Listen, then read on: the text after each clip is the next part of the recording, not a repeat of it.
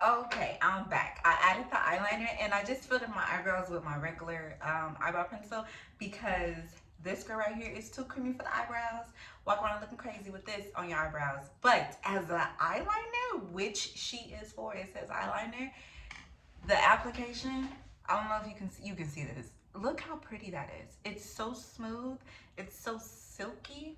I stopped wearing eyeliner on my waterline because a lot of eyeliners uh they're just so hard. Like they hurt when you apply them, or then when you apply it, it's not an even apply. Like this, it like literally glides on your skin and it doesn't hurt. Um, it's not patchy. The application is very even and smooth.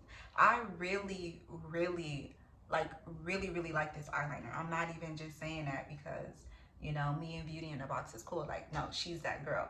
Um, it's I keep trying to show you guys how creamy it is. And I feel like this would be a good eyeliner to smudge with if you're one of those people. Ooh, we're inside. If you're one of those people who likes to smudge their under eyes to give it that like smoky look or goth look, however you want to call it, this will be really good for that. I could probably show you how this looks smudged. And it doesn't smudge that easy, which means it's not gonna mess up on your skin. So you have to really smudge it. So she's smudgeable for that look that if you want that smudge look. This is a good eyeliner. I enjoy this. She stays. AAA plus.